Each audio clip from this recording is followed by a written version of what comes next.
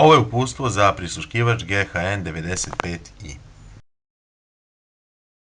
Ovaj uređaj se koristi za ozvučavanje prostora.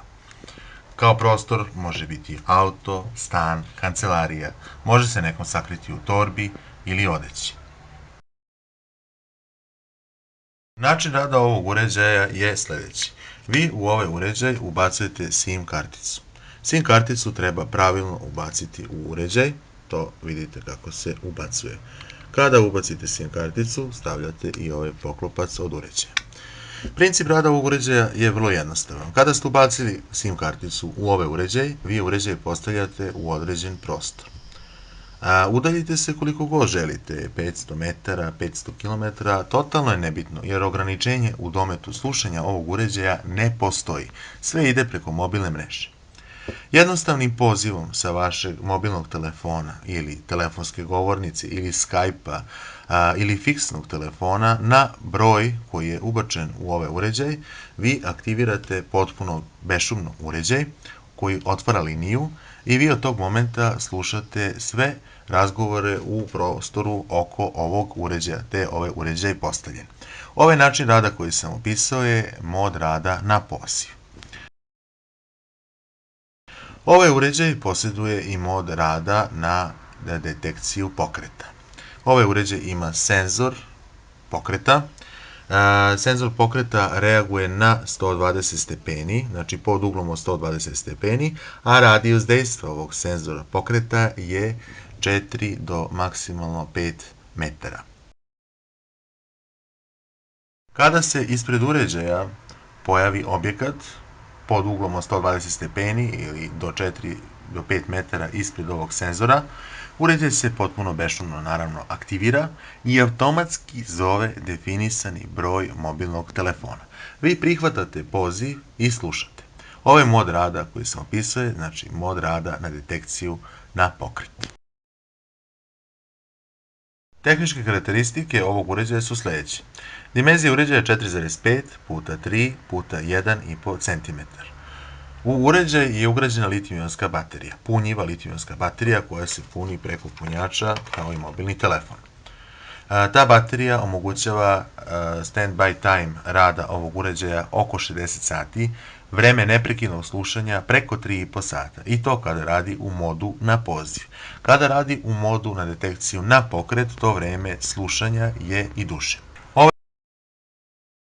Ovaj uređaj posjeduje dva mikrofona. Jedan mikrofon nalazi se ovde, drugi mikrofon nalazi se ovde. Ovi mikrofoni, kao što vidite, postavljeni su na suprotnim stranama uređaja, tako da ovaj uređaj prima zvukove u krugu od 360 stepeni, dakle sa svih strana. Prijemna moć ovih mikrofona je do 14 metara. U prostoriji normalne akustike, gde razgovaraju dve osobe i gde nema nikakve buke.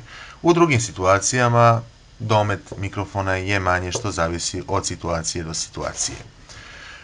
Prijemna moć do 14 metara u suštini znači da svi razgovori koji se obavljaju u poluprečniku do 14 metara u odnosu na ovaj uređaj, to je gde je on postavljen ili sakriven, uređaj je u stanju da primi, a samim tim i vi da čujete preko mobilnog telefona, jer direktno slušate preko mobilnog telefona. Zvuk koji prima ovaj uređaj je izuzetno velike čistoće, kristalno jasan, bez ikakvih mutacija tonova, jer radi se o kvalitetnom uređaju i kvalitetnim mikrofonima. Sada sledi objašnjenje za pravilnu upotrebu ovog uređaja. Uređaj najpre treba napuniti. Pre nego što se poveže uređaj na punjač, kartica koja je bila ubačena u uređaj, neophodno je da se izvuče iz uređaja. Zatim ovaj konektor ubacujemo pravilno, evo vidite kako je, ova crna tačka ide na gore, a kad kažem na gore mislim na ovaj deo površine gde je senzor pokreta. Ovaj drugi deo je standardni USB konektor i njega povezujete na USB konektor samog punjača. Uređaj se puni 2 sata. Po završetku punjenja, kada je baterija napunjena, uređaj je spreman za postavljanje na lokaciju. Druga stvar na koju treba voditi računa je pravilno ubacivanje kartice. Na ovom uređaju je nacrtano ovde gde ide prorez. Ova elektronika na SIM kartici treba da bude okrenuta kao ovim konektorima. U suštini kartica se pravilno ubacuje ovako, gurne se do kraja i stavio ovaj poklop. Za nekih 10 sekundi uređaj nađe GSM signal i spreman je. Sada uzmete vaš telefon, kada ste postavili uređaj na lokaciju na koju ste želeli i udaljili ste koliko ste hteli, pozovete sa vašeg mobilnog telefona broj SIM kartice koja je ubačena u uređaj. Uređaj zvoni jedan put, drugi put, treći put, četvrti put i na kraju otvara liniju i vi slušate razgovor u okruženju ovog uređaja u određeno vreme. Recimo da ste slušali neko vreme, prekinuli vezu. Uređaj je automatski u modu aktivacije na pokret. To znači da ako ne želite da se aktivacija na pokret aktivira, pošaljite SMS poruku sa mobilnog telefona koga ste zvali ovaj uređaj na broj kartice koja je ubačena u uređaj. SMS poruka treba da bude u formatu 0000, znači ukupno 4 nule bez ikakvih razmaka.